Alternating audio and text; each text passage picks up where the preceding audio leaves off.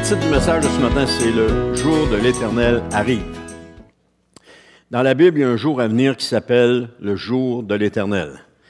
Et cette expression, vous allez le voir sur le PowerPoint tout à l'heure, cette expression apparaît 18 fois et seulement dans l'Ancien Testament, quand on parle le jour de l'Éternel, comme ça, construit comme ça. Elle apparaît 18 fois et seulement dans l'Ancien Testament. Et ce sont 7 prophètes uniquement qui l'ont prophétisé. Ésaïe 3 fois, Ézéchiel 2 fois, Joël 5 fois, Amos 3 fois, Sophonie 3 fois, Zacharie 1 fois, puis Malachie 1 fois. Ensuite de ça, on retrouve aussi cette expression dans le Nouveau Testament qui est « le jour du Seigneur ». Tel qui est comme ça, le jour du Seigneur, écrit comme ça. Lui, on le retrouve, et c'est ce qui s'apparente au jour de l'Éternel. Et celui-là, c'est seulement les apôtres qui l'ont donné. Et on le retrouve une fois dans les Actes, une fois dans 1 Corinthiens, 2 fois dans 1 Thessaloniciens, une fois dans 2 Thessaloniciens, Hébreux 1 fois, 2 Pierre 1 fois. Il est aussi dans Apocalypse 1 fois, mais ça fait référence au premier jour de la semaine. Quand Jean dit « le jour du Seigneur », c'était le premier jour de la semaine où est-ce qu'il a été interpellé.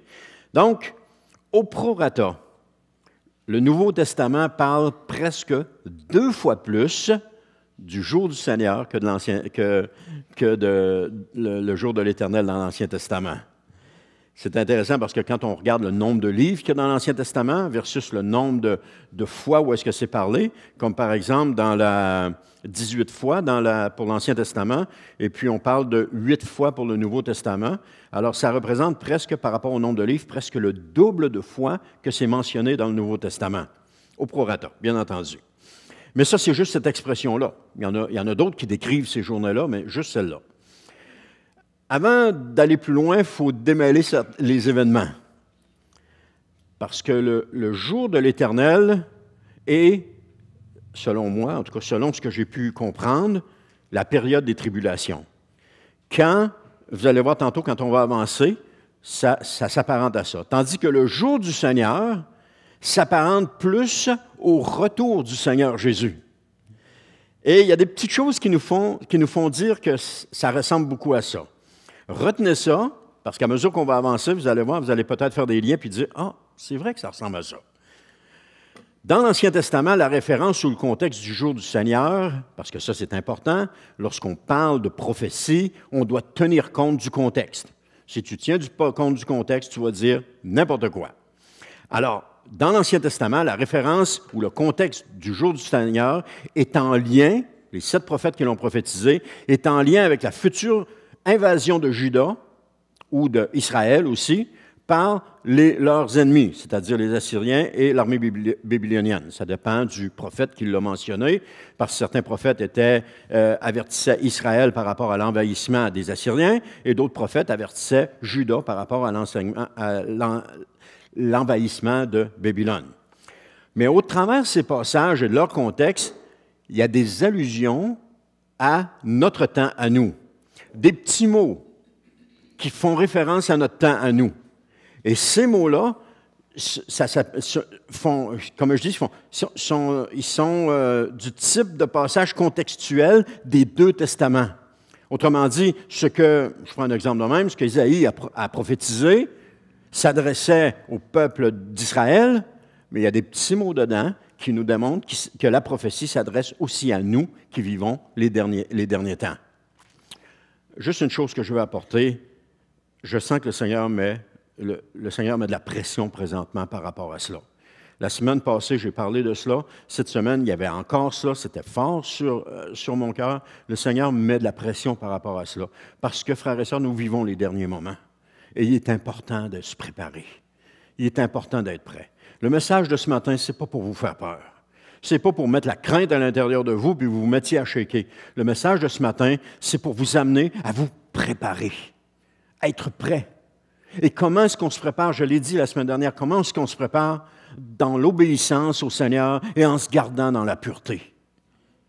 Le chrétien qui flirte sur des sites Internet à caractère disons-le comme ça, à caractère pornographique, ne se garde pas dans la pureté. Ses pensées sont constamment dans l'impureté. Mais celui qui obéit au Seigneur Jésus et que le Seigneur lui demande d'abandonner cela et qui le fait, se garde dans la pureté, se garde dans le Seigneur Jésus. Ça, c'est juste un exemple, mais il y en a bien d'autres. Alors, c'est important de se garder. Jésus et rien d'autre. Alors, je ne veux pas vous faire peur, d'aucune façon, ce n'est pas mon but. Et puis, ce n'est pas une menace non plus de dire « Ah, il faut que vous soyez prêts, sinon c'est ça qui va arriver. » Ce n'est pas ça.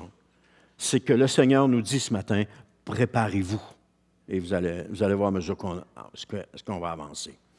Donc, l'invasion d'Israël et de Juda par leurs ennemis, c'est ce qu'on voit, là, les passages sont contextuels pour les deux testaments, et je vais vous montrer pourquoi, je vais vous donner des exemples, parce que l'invasion de Juda et d'Israël par leurs ennemis est aussi par rapport au retour de Christ. Alors, prenons par exemple le premier discours de Pierre. Pierre, après l'effusion du Saint-Esprit à la Pentecôte, s'est levé et il a commencé à prêcher. On voit ça dans Actes chapitre 2, verset 20.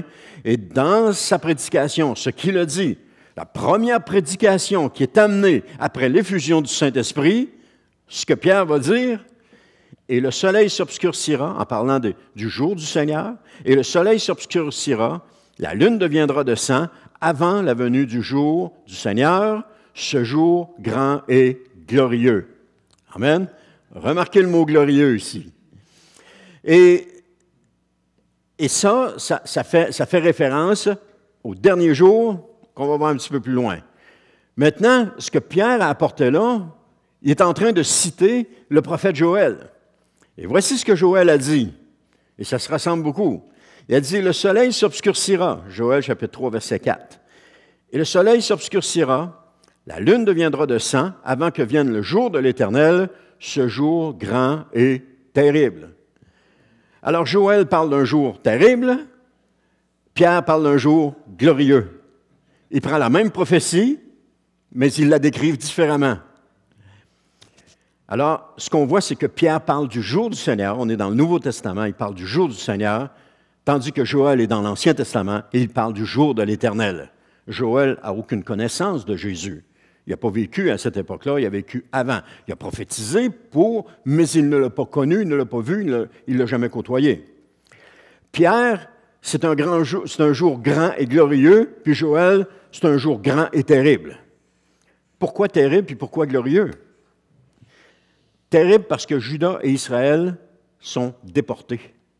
Lorsque l'ennemi envahisseur est venu en Israël ou à Juda, puis qu'il a pris le peuple juif, il les a déportés dans son pays.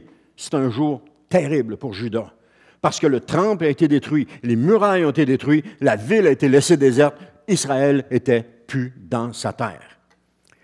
Pour Pierre, c'est glorieux parce que Jésus vient chercher son Église. C'est un jour glorieux. Il vient chercher son Église. Après avoir passé des temps difficiles, il vient chercher son Église. Alors, bien que Joël parle de la venue prochaine des Babyloniens dans son contexte, il y a une prophétie pour la fin des temps, comme nous le démontre Pierre. Et c'est sur ça je m'appuie pour vous démontrer qu'il y a d'autres prophéties qui n'ont pas été reprises par les apôtres, mais qu'il y a des mots qui sont mentionnés là-dedans. Regardons Ézéchiel, chapitre 30, verset 3, qui nous dit « Oui, car le jour est proche. Il approche à grands pas, le jour de l'Éternel. Et ce sera un jour chargé de nuages, un temps de jugement réservé pour les peuples. » Ça aussi, c'est important. Un jour où l'Éternel jugera tous les habitants de la terre. Ézéchiel 30, verset 3, dans son contexte, il annonce un jugement qui est imminent de Dieu contre l'Égypte et ses alliés. C'est ça qu'il est en train de faire. Mais ce sera un jour de ténèbres, de calamité pour les nations qui sont concernées. Mais dans le cadre de la prophétie plus large, il parle contre l'orgueil et l'idolâtrie des peuples de la terre lorsqu'il fait mention de tous les habitants de la terre. Donc, le jour de l'Éternel, comme nous l'a annoncé Ézéchiel, est réservé pour les peuples. Et le jour où l'Éternel, c'est le jour où l'Éternel va juger tous les habitants de la terre. Donc, le jour de l'Éternel, je comprends que le jour de l'Éternel, pour les prophètes de l'Ancien Testament, c'est un jour terrible, parce que Juda allait vivre les pires années de son existence. Et pendant 70 ans, ils ont été déportés avant de pouvoir revenir dans leur pays. Donc, le jour de l'Éternel qui touchera tous les habitants de la terre est bien entendu la période des tribulations. Alors, comme l'invasion puis la déportation, ça c'est juste un lien que moi je fais. Ok, c'est pas quelque chose qui est biblique, mais je fais un lien. C'est comme l'invasion et la déportation ont duré une période de 15 ans, parce que il y a eu 3 vagues de déportation. Ils n'ont pas toutes pris tout d'un coup, puis venez-vous-en, on s'en va. Il y a eu 3 vagues de déportation qui ont duré pendant une période de 15 ans. Donc, ce qui me démontre, ou ce qui me fait dire, ou ce qui me fait croire, que la période des tribulations va durer un temps X. Elle ne durera pas 15 ans, mais elle va durer un temps. Bien, on ne sait pas comment est-ce qu'elle va durer de temps. Hein? Premièrement, on ne sait pas comment est-ce qu'elle va durer de temps, parce que la Bible ne le dit pas. Elle va durer un temps X et que ça va toucher tous les habitants de la terre. Donc, tous les habitants à la surface de la terre vont être impactés par le jugement de Dieu sur les nations. Parce que les jours de tribulation ne sont pas pour punir les chrétiens, ils sont pour les nations. Les nations. Alors, Jésus va dire dans Matthieu 24, 30, « C'est alors que le Fils de l'homme apparaîtra dans le ciel, alors tous les peuples de la terre, Jésus reprend la même chose, les peuples de la terre, se lamenteront, ils verront le Fils de l'homme venir sur les nuées du ciel, avec beaucoup de puissance et de gloire. » Donc, au dernier jour, va apparaître Jésus, notre Sauveur. Au dernier jour. Je vous donne un dernier exemple. Amos, chapitre 5, verset 20. Il dit, « Soyez-en sûrs, le jour de l'Éternel sera un jour de ténèbres et non pas de lumière. Oui, ce sera un jour d'obscurité profonde, sans aucune clarté. » Ça va être un jour pour les nations extrêmement difficile. Pour tous ceux qui rejettent Dieu présentement, ça va être un jour extrêmement difficile. Mais si Dieu envoie cela, ce n'est pas pour les punir, c'est pour les ramener à lui. Mais malheureusement, à mesure qu'il envoie des calamités, les gens continuent de rejeter Dieu. Ils ne reviennent pas à lui. Ils continuent de dire dans leur mal, ils continuent d'agir dans leur mal, ils continuent d'agir de mauvaise façon, ils ne s'occupent pas de Dieu, ils l'ont abandonné, ils ne veulent rien savoir, même si Dieu envoie ces calamités-là. Maintenant, Amos 5.20, dans son contexte, s'adresse au peuple d'Israël avant l'invasion assyrienne. C'est ça qu'on voyait tantôt, parce que les Assyriens ont déporté les 10 tribus du nord d'Israël et ils les ont amenés dans leur pays. Et les Babyloniens ont déporté les deux tribus de Juda et ils les ont amenés dans leur pays. Mais ça ne s'est pas passé en même temps. Ça s'est passé à 2 moments différents. Israël a été déporté en premier. Amos va mettre le peuple d'Israël en garde contre une fausse sécurité quant au jour de l'Éternel. Parce que le peuple d'Israël attendait le jour de l'Éternel et puis c'était le jour qui allait vivre la délivrance. Et c'est ce qui se passe dans le livre de Jérémie, lorsque les prophètes prophétisent le bien-être. Inquiétez-vous pas, Dieu va ramener, parce qu'il y avait des gens qui avaient déjà été déportés, inquiétez-vous pas, Dieu va les ramener ici, et puis Dieu va faire en sorte que le roi va retourner tout ce qu'il nous a pris. C'est ça qu'il disait. Et Jérémie, de son côté, disait non, rendez-vous aux Babyloniens si vous voulez avoir la vie sauve. Il y avait 2 messages qui étaient complètement contradictoires, mais il y en a un qui était de Dieu et il y en a un qui ne l'était pas. Celui qui caressait le peuple et qui disait « Inquiétez-vous pas, il n'y a rien qui va arriver, tout est beau, et le Seigneur va agir, il va le revenir », ça, ce n'était pas de Dieu. Mais celui qui disait la vérité, qui était Jérémie, c'était « Rendez-vous aux Babyloniens si vous voulez la vie sauve ». Parce qu'ils vont venir ici, ils vont prendre la ville, puis ils vont s'en aller. Alors, les gens qui ont écouté la prophétie de Jérémie ont été sauvés. Mais ceux qui ne l'ont pas écouté, quand les Babyloniens ont entré dans Jérusalem, il y en a plusieurs qui sont morts, qui ont été tués. Ils n'ont tout simplement pas écouté la prophétie venant de Dieu. Alors, c'est ça qu'Amos dit, plutôt que d'être un jour de lumière et de délivrance, ça va être un jour de ténèbres et de jugement pour ceux qui persistent dans le péché et l'injustice. C'est ça que Dieu est en train de faire. Ceux qui ont à craindre le jour de l'Éternel, ce n'est pas ceux qui obéissent au Seigneur Jésus, Parce que ceux qui obéissent au Seigneur Jésus ont hâte de le voir, ont hâte qu'il revienne. Ils vont avoir de plus en plus hâte qu'il revienne, mais ils vont continuer d'obéir au Seigneur. Ils vont continuer de rester attachés. Mais c'est plutôt ceux qui pratiquent le péché. Un chrétien tiède est un chrétien qui pratique le péché, qu'on le veuille ou non. La tiédeur est la pire condition pour un chrétien. On le voit, c'est Jésus qui dit, parce que tu n'as ni chaud ni froid, je te vomirai de ma bouche. Le chrétien tiède, c'est la pire condition. T'es mieux d'être chaud ou d'être froid complètement, mais sois jamais tiède. Et ça, des chrétiens tièdes, il y en a dans toutes les églises, il y en a. Il y a des gens qui, ils sont sur un film, tantôt avec le Seigneur, tantôt dans le monde, tantôt avec le Seigneur, tantôt dans le monde. Ils ne prennent pas position pour le Seigneur, mais ils ne prennent pas position dans le monde non plus. Ils sont entre les deux, tout ça. Ce n'est pas quelque chose qui plaît au Seigneur. Et le jour du Seigneur qui arrive va départager ces choses-là. Il va départager ces gens-là. Parce que ceux qui sont tièdes ne pourront pas tenir. Ils ne pourront pas tenir. Les faibles et ceux qui sont tièdes ne pourront pas tenir. C'est aujourd'hui qu'il faut se préparer. C'est aujourd'hui. Puis je peux vous dire que ce n'est pas facile. Quand on regarde toute l'influence que le monde a sur nous, puis toutes ces années où est-ce qu'on a laissé cette influence-là sur nous, nous modeler, nous façonner, et que là, du jour au lendemain, on dit, OK, c'est assez. Aujourd'hui, j'ai décidé de servir le Seigneur. Seigneur, dis-moi ce que tu veux que je fasse, puis je vais le faire. Montre-moi ce que je dois abandonner, puis je vais l'abandonner. C'est pas facile, mais il faut que ça commence aujourd'hui, parce que demain, ça ne marchera pas. C'est aujourd'hui qu'un chrétien doit commencer à dire, Seigneur, je vais marcher avec toi. L'appel, il est là, de revenir.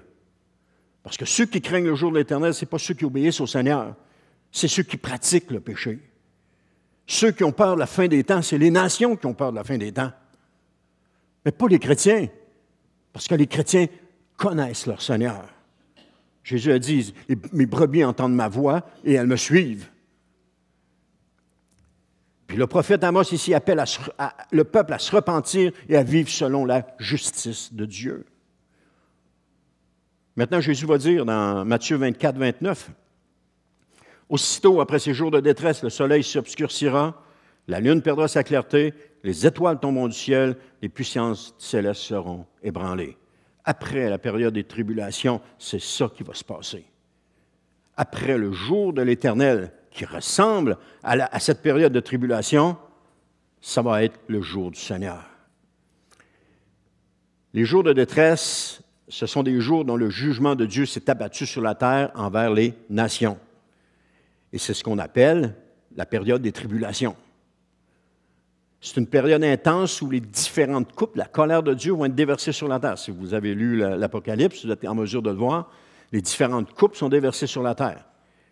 C'est après ces jours que le soleil va s'obscurcir, la lune va perdre sa clarté, les étoiles vont tomber, puis les puissances célestes vont être ébranlées. C'est après ces jours-là. Et c'est après cela que Jésus va apparaître dans le ciel. Ça s'appelle le dernier jour, le jour du Seigneur. Le jour du Seigneur, grand et glorieux. Parce que lorsque le Seigneur va apparaître dans le ciel, la Bible nous dit que tout œil le verra. Et ceux qui ne lui appartiennent pas vont crier de désespoir. Ils vont crier de désespoir parce que là, ça va être le summum sur tout ce qu'ils ont vécu pendant les années qui viennent de passer. Ça va être le summum. Ils ne seront pas capables. Ils vont crier d'angoisse.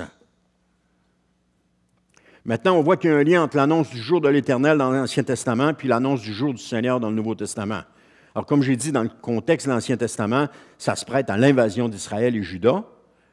Et les mots qui font en sorte que le contexte se prête au jour du Seigneur également, quand on parle de toutes les nations. Le jour approche à grands pas, c'est un jour chargé de nuages, un temps de jugement réservé pour les peuples, un jour où l'Éternel va juger les habitants de la terre. Donc, ça s'adresse vraiment à ce moment-là. Alors maintenant, j'entends des gens qui disent aussi, puis je l'ai dit moi aussi, « Ah, j'ai hâte que le Seigneur revienne. » Malheureusement, c'est une phrase qui est dite avec peu de connaissance. Parce qu'Amos en parle en disant, Amos 5, 18, et accrochez les bras de votre chaise. « Malheur à vous qui désirez le jour que le jour de l'Éternel vienne. Mais savez-vous ce qu'il sera pour vous, le jour de l'Éternel? Ce sera un jour de ténèbres et non de lumière. » Et c'est ça que Jésus vient de dire.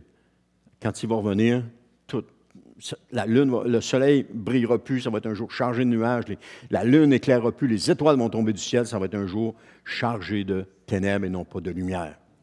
Alors le problème que nous rencontrons avec le jour de l'Éternel, c'est toute la fausse doctrine de l'enlèvement pré-tribulationnel, ou si vous préférez, de l'enlèvement avant les tribulations.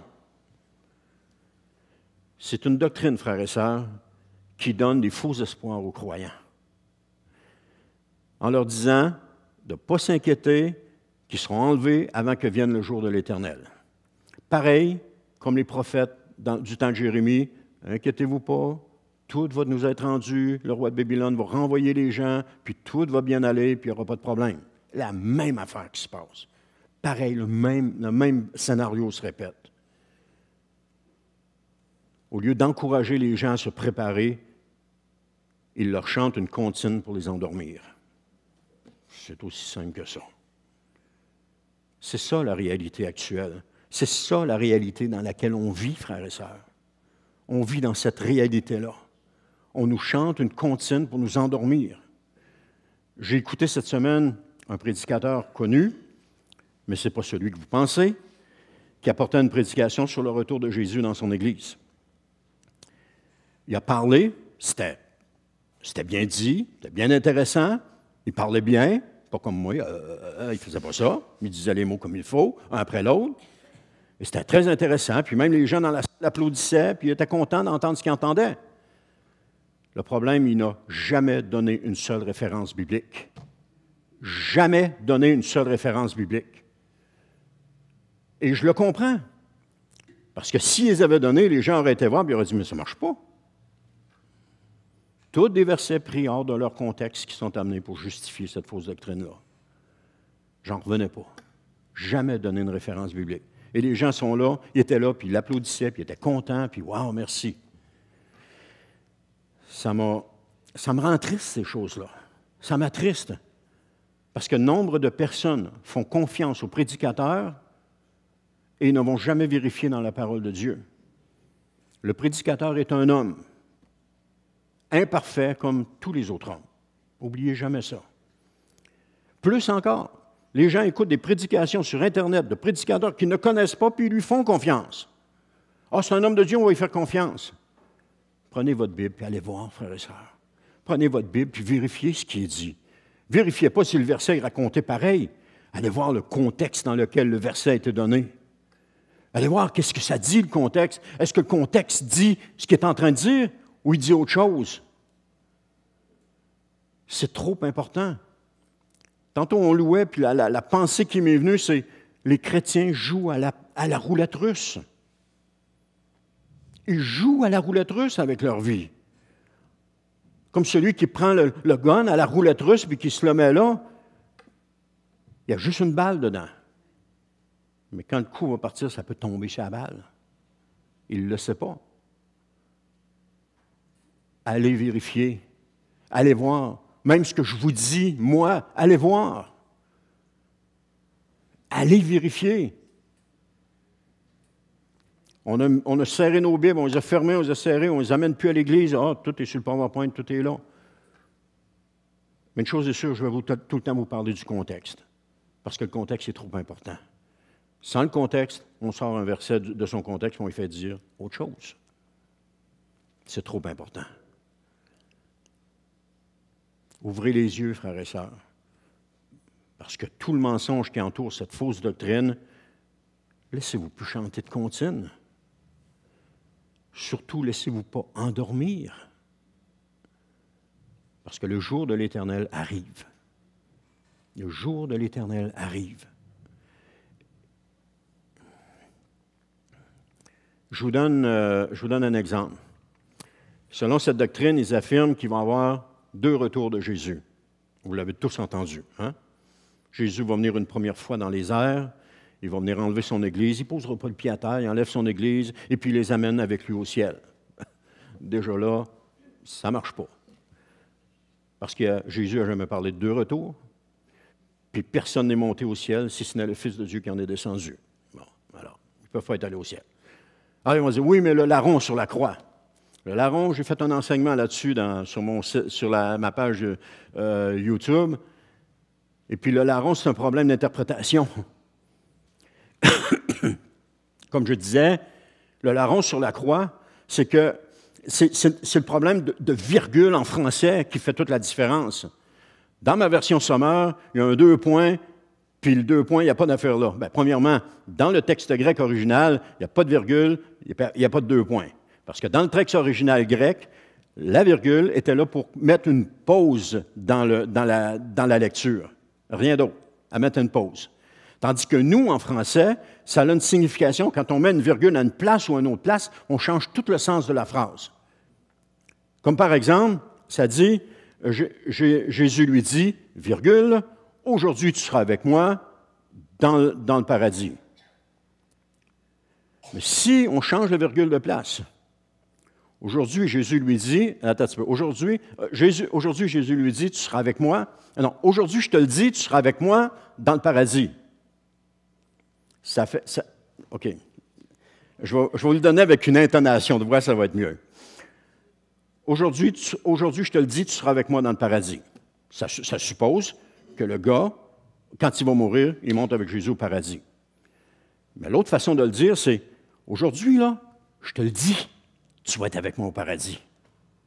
Ça ne signifie pas qu'aujourd'hui, il va être au paradis avec lui. Ça veut dire que Jésus lui fait la promesse qu'après sa mort, quand il va être mort, quand Jésus va être au paradis. Mais il ne sera pas au paradis là. Il va s'en aller comme tous les autres dans le séjour des morts, et puis il va rester là jusqu'à ce que Jésus revienne et qu'il ressuscite les gens au dernier jour. C'est ça que la Bible nous dit. Jésus parle de ressusciter les gens, j'en parle un petit peu plus loin, au dernier jour. Donc, il va revenir puis il va les ressusciter là. Là, les gens disent, oui, mais Enoch et Élie ont été enlevés au ciel. La Bible ne dit pas qu'ils ont été enlevés au ciel. Elle dit qu'ils ont été enlevés, point à la ligne. Enoch n'a plus été vu, puis Élie a été enlevé, point à la ligne. Ils ne nous disent pas où est-ce qu'ils sont partis. Où est-ce qu'ils sont partis, je ne sais pas. Dire qu'ils sont montés au ciel, qu'ils sont dans la présence de Dieu, c'est inventer quelque chose. C'est la même chose avec le larron. Alors, le larron, c'est juste un problème d'interprétation, de virgule dans le texte. Et pourquoi ça arrive, ces choses-là? Les traducteurs bibliques, pour appuyer ce qu'ils pensent, ont mis la virgule là pour dire, bon, bien, c'est ça, le larron, il est maintenant avec Jésus dans sa présence. Mais Jésus, il n'y a personne qui est au ciel. Personne n'est au ciel. Et Jésus est clair là-dessus. Il dit dans Jean 3, il dit, personne n'est monté au ciel si ce n'est le Fils de Dieu qui en est descendu. Personne n'est monté au ciel. Alors, si personne n'est monté au ciel, ça veut dire qu'Élie et Enoch ne sont pas montés au ciel. Le larron, il était encore vivant à ce moment-là. Mais Élie et Enoch ne sont pas montés au ciel. Personne n'est monté au ciel. Il n'a pas dit personne sauf, ou je vous dis personne, c'est pas vrai, il y en a 2 qui sont rendus. Non, Jésus ne ment pas. Maintenant, je vous disais qu'il affirme qu'il y a 2 retours de Jésus. Une chose qui n'est absolument pas biblique. Puis regardez ce que Jésus dit en parlant de la résurrection des morts qui aura lieu lorsqu'il reviendra. Dans Jean 6, 39, ça nous dit « Or, celui qui m'a envoyé veut que je ne perde aucun de ceux qu'il m'a donnés, mais que je les ressuscite au dernier jour. »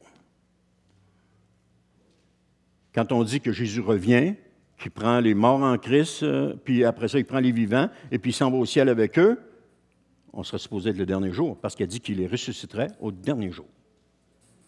Donc, c'est le dernier jour. Alors, c'est là que ça ne marche pas. Alors, Jésus parle bien de résurrection, ou au dernier jour, puis pas avant. Alors, d'ailleurs, on trouve ça dans le passage, quand il parle de ressusciter au dernier jour, on trouve ça dans le passage de Jean 6,40, 6,39, 6,40, 6,44 et 6,54. Il va le répéter 4 fois là, dans cela. Il y a Marthe aussi, qui avait une relation particulière avec Jésus. Marthe, Marie, Lazare, c'était des amis de Jésus. D'ailleurs, Lazare était un ami de Jésus assez proche, que quand Lazare est mort, puis que Jésus a vu la peine, la douleur de Marthe et de Marie, il a pleuré. C'était des amis à lui, c'était des gens proches de lui. Et quand Marthe rencontre Jésus, puis que Jésus lui parle de la résurrection, elle va lui dire, « Je sais bien, répondit Marthe, qu'il reviendra à la vie au dernier jour lors de la résurrection.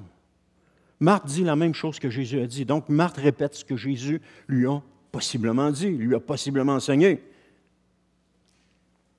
Parce que Marthe avait cette connaissance que les gens n'ont pas aujourd'hui. C'était une connaissance que Jésus y avait certainement transmise. Alors, mais voyez ce que Jésus va dire dans Jean 12, 48 à 50. « Celui donc qui me méprise et qui ne tient pas compte de mes paroles a déjà son juge. C'est cette parole même que j'ai prononcée, elle le jugera au dernier jour. Car je n'ai pas parlé de ma propre initiative, le Père qui m'a envoyé m'a donné lui-même ce que je dois dire et enseigner. Or, je le sais bien, l'enseignement que m'a confié le Père, c'est la vie éternelle, et mon enseignement consiste à être fidèle à ce que le Père m'a dit. » Alors, ce que Jésus a dit, il ne l'a pas inventé. Ce n'est pas venu de son imagination à lui. Ce sont les enseignements que le Père lui a demandé d'apporter. Alors, ceux qui enseignent qu'un enlèvement pré-tribulationnel ne tiennent pas compte des enseignements de Jésus. Et vous voyez, le risque est gros, là. Le risque est gros. Pire encore, ils ne tiennent pas compte des enseignements que le Père a donnés à Jésus. Amen. Quand j'étais à l'école, on avait appris la fable de La Fontaine au primaire, et puis la seule phrase que je me souviens, je ne sais pas pourquoi, c'est la seule, c'est « La cigale ayant chanté tout l'été se trouva fort dépourvue quand la bise fut venue. » Et je l'ai traîné toute ma vie quand on parle de la fable de La Fontaine, la cigale et de la fourmi, c'est la seule affaire que je me rappelle dedans. Pourtant, on l'avait appris par cœur. On était au primaire, on l'avait appris par cœur. Soyons pas de ce genre de chrétiens qui prennent les choses à la légère et qui disent « Ah, le jour du Seigneur, ça va être un jour merveilleux, on va monter à sa rencontre avec lui, etc. » Préparez-vous, frères et sœurs. Préparez-vous. C'est ça l'appel du Seigneur ce matin. Soyez prêts. Ces gens qui vont dire « Quiconque a cette espérance se purifie lui-même. » Pourquoi il se purifie lui-même? Parce qu'il ne fera rien pour déplaire à son Dieu. Il va tout faire pour obéir à son Dieu. Il va tout faire pour marcher avec son Dieu. Il va tout faire pour se tenir droit devant son Dieu, se tenir debout. Ésaïe 13, 9 va dire « Voici venir le jour de l'Éternel, ce jour impitoyable, jour de fureur et d'ardente colère, qui réduira la terre en un désert et en exterminera les pécheurs. » Soyons pas des pécheurs. Soyons de véritables enfants de Dieu. Gardons aucun péché secret dans notre vie. Confessons-les au Seigneur. Si on tombe et puis qu'on a péché, confessons-le au Seigneur.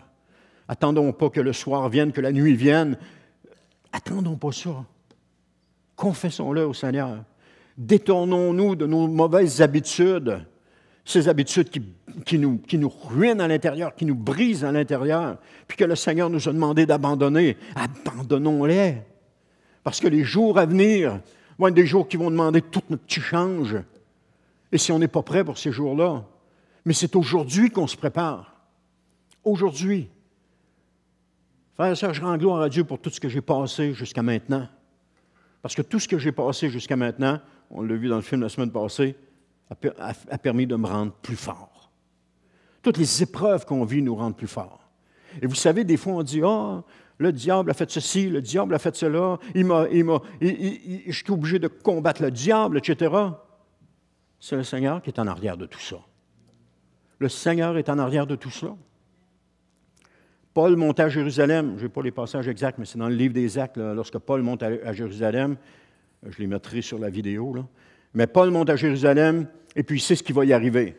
Parce que l'appel de Paul, c'est qu'il doit comparaître devant les grands. Il doit apporter le message de Jésus devant les grands. Paul le sait. Alors, comment ça va se passer? Paul le sait aussi, mais nous, on le sait aujourd'hui. Il va être arrêté à Jérusalem. Et après ça, il va être fait prisonnier, puis il va être amené jusqu'à Rome. Et tout le long de son périple, on le voit dans le livre des Actes, il témoigne du nom de Jésus aux grands de son époque. Mais pendant qu'il monte à Jérusalem, ça nous dit dans la parole de Dieu, des prophètes poussés par le Saint-Esprit disaient à Paul de ne pas monter. Mais un peu. Quand j'ai lu ça, je dis, voyons donc, comment ça? Ils sont poussés par le Saint-Esprit. Vous irez voir, c'est vraiment écrit « poussés par le Saint-Esprit ». Ils sont poussés par le Saint-Esprit, puis ils disent à Paul de ne pas monter. Puis Paul, c'est son appel. Pourquoi? Des fois, ça arrive la même chose avec nous. Hein? Je vous dirai pourquoi tantôt. Alors là, Paul leur a dit, il dit, arrêtez, vous me brisez le cœur. En quelque part, c'est, je sais ce à quoi le Seigneur m'appelle, et c'est vers là que je m'en vais. Et c'est là que j'ai compris. En méditant là-dessus, c'est là que j'ai compris. Tout ce qui nous arrive, Dieu est derrière. Lorsqu'il y a des gens qui sont partis de cette église, c'était Dieu qui permettait ça. Il y en a que ça m'a fâché, il y en a que ça m'a troublé, il y en a que ça a fait monter du ressentiment à l'intérieur de moi. Je vais être franc avec vous, là, je vous le dis vraiment. Et puis, si chacun vit la même chose, ça a fait monter du ressentiment à l'intérieur de moi. Mais tout ça, Jésus avait permis ça. Permis ça pour que je comprenne. Pour que je comprenne que c'est lui, c'est à lui que je dois plaire. D'abord. C'est lui qui est le plus important. C'est pas moi, c'est pas les gens, c'est lui. Et qui peut faire ce qu'il veut, que moi, je vais toujours garder mes yeux sur lui en train de le louer. On aurait pu dire, oh, c'est le diable qui s'attaque à cette église puis qui fait mettre dehors tout le monde. Non, Dieu permettait ces choses-là. Et je sais que pour vous qui êtes restés, Dieu vous a travaillé dans votre cœur. Il vous a rendu plus fort à travers ces épreuves-là. Parce que c'est Dieu qui a orchestré tout ça. Rien de ce qui se fait, Dieu n'est pas derrière. Et même ceux qui sont partis, Dieu s'en occupe. Dieu les travaille. Alors, à partir du moment où j'ai compris ça, j'ai commencé à prier, Seigneur, bénis-les. Bénis-les, Seigneur. Il y en a que je suis allé voir, je leur ai demandé pardon pour mon attitude. Puis ma prière était, bénis-les. Parce que c'est Dieu qui a permis ça. Et si je me choque, je me fâche, puis que je garde du ressentiment, je me fais du tort à moi.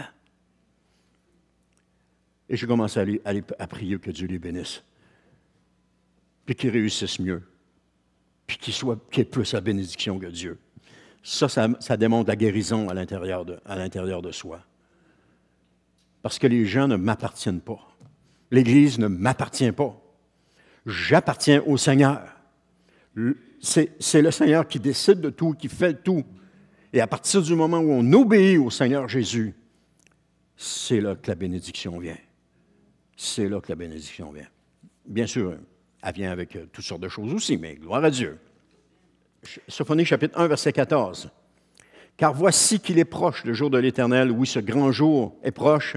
Il arrive à grands pas. On entendra des cris amers au jour de l'Éternel. Le guerrier le plus brave poussera de grands cris. » Imaginez si le guerrier le plus brave pousse des grands cris. Prenez par exemple le chrétien le plus fervent d'entre nous. Celui qui est de tous les combats spirituels dans l'Église. Celui qui recule jamais devant l'ennemi et qui est toujours prêt à se battre.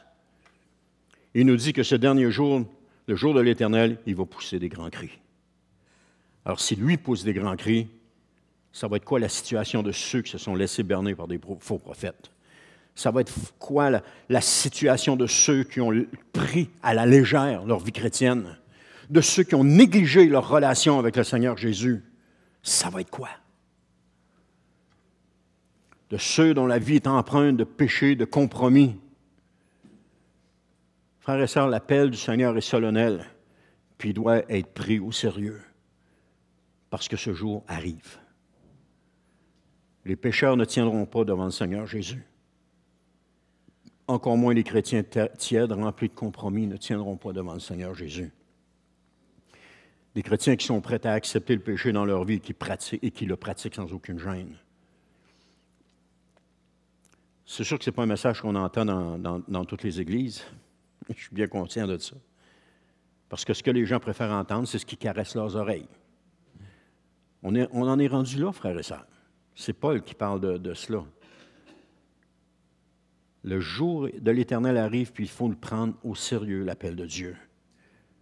1 Thessaloniciens 5,4, il dit, « Mais vous, frères et sœurs, vous n'êtes pas dans les ténèbres pour que le jour du Seigneur vous surprenne comme un voleur. Vous savez que le jour de l'Éternel arrive. Maintenant, vous savez. Si vous ne saviez pas, maintenant, vous savez.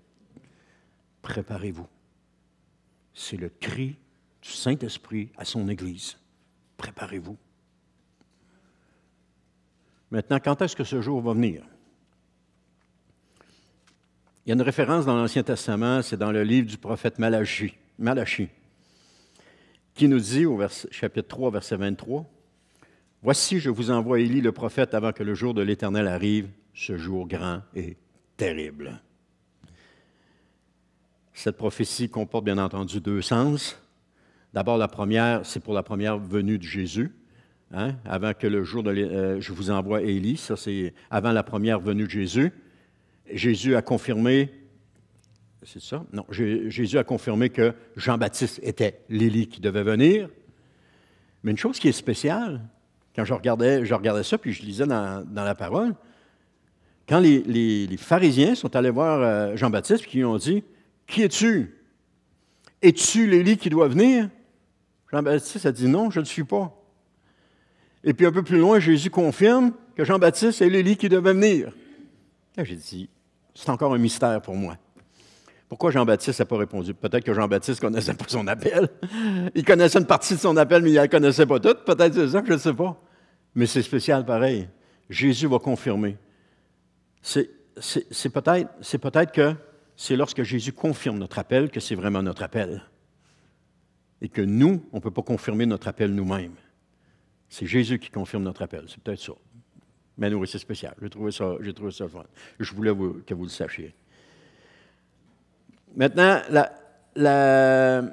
on a vu aussi que ça parle du dernier jour, mais nous ne savons pas ça va être quand le jour. Ça veut dire que le dernier jour va arriver après que Élie va être venu. Donc, Élie, on sait qu'il est venu en la personne de Jean-Baptiste. Donc, le dernier jour va arriver après ça. Donc, il y a tout un espace de temps qui est extrêmement long, jusqu'à nous maintenant, aujourd'hui. Combien de temps encore? Je ne sais pas. Je ne sais pas. On nous a enseigné que la période des tribulations va durer 7 ans. OK? D'après les calculs qu'ils ont faits avec la prophétie de Daniel, etc. Mais comment est-ce qu'ils peuvent affirmer une chose pareille? Jésus a dit lui-même de sa bouche, dans Matthieu 24, 22, « Vraiment, si le Seigneur n'avait pas décidé de réduire le nombre de ses jours, donc les jours du jour de l'Éternel, personne ne réchapperait, même à cause de ceux qu'il a choisis, il abrégera ce temps. » Là, dans ma tête, ça revole, tu sais, les balles revolent partout, là. Attends un peu, là. Comment ça peut faire pour durer 7 ans si le Seigneur dit qu'il a abrégé le nombre de jours? Peut-être qu'ils ont eu une révélation spéciale. Le Seigneur dit que ça va durer 7 ans. Parce que j'ai abrégé, ça devait durer 10, ça va durer 7. Non. On ne sait pas combien de temps ça va durer. Ça va durer un temps X. Et le temps que ça va durer, notre prière va tourner, Seigneur, viens, Seigneur Jésus, viens. Quand ça dit dans l'Apocalypse, l'épouse et l'Église disent, viens, Seigneur Jésus, c'est parce qu'on veut que Seigneur Jésus vienne. On a besoin qu'il vienne. Et Dieu, par amour pour son peuple, va abréger ces jours-là. Parce que s'il n'était pas abrégé, il ne resterait plus un seul croyant sur la terre. Alors, on voit encore l'incohérence avec les propos même de Jésus. Amen. Je termine rapidement avec ceci. Parce que j'ai encore plein d'autres choses à dire, mais je vais me retenir. Le jour de l'Éternel arrive. Portons attention à notre conduite avec le Seigneur Jésus. Portons attention au péché qui nous enveloppe si facilement. Chacun de nous, même moi, le péché nous enveloppe si facilement. On tombe facilement, etc. Portons attention aux compromis dans notre vie. Juste un petit compromis ici, un petit compromis là, de toute façon, ça ne dérangera pas. Soyons forts puis persévérons. Ne laissons aucune porte ouverte dans notre cœur pour laisser un libre accès au diable. Parce que bientôt, Jésus va revenir, puis ça va être le dernier jour. Ne laissons plus l'ennemi nous diriger là où il veut nous diriger. Tenons-nous forts. Tenons fermes. Accrochons-nous à Jésus, puis à Jésus seul. Rien d'autre. Juste Jésus. Considérez l'avertissement que le Seigneur fait à son peuple. Et l'avertissement qu'il fait, c'est un avertissement d'amour. Accrochez-vous à Jésus. Le plus fort que vous pouvez. Lorsque Pierre était dans le bateau puis qu'il y avait la tempête, c'est une image de tempête. Les choses brassent, la pluie, le vent, et puis là, ils ont de la misère à ramer. Ils n'avancent pas à mesure qu'ils rament. Puis tout d'un coup, ils voient arriver Jésus qui marche sur les eaux à travers les vents, l'orage et tout ça. Et là, ils sont pris de peur. Mais là, Pierre, plus brave que les autres, se lève et dit, « Seigneur, si c'est toi, ordonne que j'aille te rejoindre. » Et le Seigneur dit, « Viens, Pierre. » Et là, Pierre débarque du bateau. Les autres, ils ne veulent pas qu'il débarque. Non, non, non, fais pas ça, fais pas ça. Oui, Pierre, il est plus aventurier. Il débarque du bateau, puis là, il embarque sur l'eau, puis il marche sur l'eau. Mais à un moment donné, la tempête a continué de faire rage tout autour. Et là, Pierre détourne les yeux sur Jésus, puis il les tourne sur ce qui se passe autour, et il commence à s'enfoncer. Dans les tempêtes de notre vie, gardons les yeux fixés sur Jésus. Parce que si on commence à regarder aux événements, aux situations, c'est là qu'on s'enfonce. Gardons les yeux sur Jésus. Commencez à le pratiquer tout de suite, à mettre vos yeux sur Jésus. Et qu'importe les circonstances, qu'importe les choses qui arrivent, gardez les yeux sur Jésus. Quand Jésus a été embarqué dans le bateau, il a menacé le vent et la mer, puis tout s'est arrêté, tout est devenu calme. Si on reste les yeux sur Jésus, à un moment donné, Jésus va parler, puis tout va devenir calme dans notre vie. Mais gardons les yeux sur lui. Arrêtons de faire les choses par nous-mêmes. Arrêtons de vouloir régler nos affaires, régler nos problèmes. Laissons ça entre les mains du Seigneur et continuons de lui demander, « Seigneur, je t'en prie, fais quelque chose. Seigneur, agis, Seigneur, dans ma vie. Fais quelque chose, Seigneur, abandonne-moi pas, j'ai besoin de toi. » Je veux garder les yeux sur Jésus, continuez à croire en Jésus, continuez à vous accrocher à lui. Et si vous faites ça, vous ne calerez pas, parce que Jésus va vous garder. Maintenant, si vous calez, vous pouvez encore crier à Jésus, il va encore venir vous tendre la main pour vous sortir. Il y a toujours de l'espoir avec Jésus. C'est ça que ça nous montre aussi. Il y a toujours de l'espoir avec Jésus. Mais gardons les yeux fixés sur Jésus en acceptant une chose, que c'est sa volonté qui est en train de s'accomplir dans notre vie. Des fois, on lutte contre ça. On se bat contre ça. On est en train de se battre contre Dieu parce qu'on ne veut pas vivre ce qu'on est en train de vivre. Alors là, on lutte contre ça, pensant que c'est le diable qui nous envoie ça. Et puis là, on lutte contre ça, alors que c'est le Seigneur qui est en arrière de tout ça. Alors qu'est-ce qu'on fait? On est en train de lutter contre Dieu. Commençons par accepter ce qui nous arrive dans notre vie. Puis dire, Seigneur, maintenant, qu'est-ce qu'on fait? À partir de maintenant, qu'est-ce qu'on fait? Et suivez les instructions. Faites ce que le Seigneur vous dit. C'est ça que la mère de Jésus a dit aux serviteurs aux noces de Cana. Faites tout ce qu'il vous dira. S'il avait dit de l'eau, pensez que je vais aller porter l'eau à l'ordonnateur du repas, je n'ai pas envie d'en manger toute une. Non, ils l'ont fait. Remplissez des jarres d'eau. Ils ont rempli. Allez porter l'eau à l'ordonnateur. Ils sont allés porter l'eau. Ils ont fait ce que Jésus a dit. Faites ce que Jésus vous dit. Et vous allez voir le vin nouveau couler dans vos veines. Vous allez voir le vin nouveau de la parole de Dieu couler dans vos veines. Mais faites ce que Jésus a dit. Juste ce que Jésus dit. Rien que ce qu'il dit. Amen.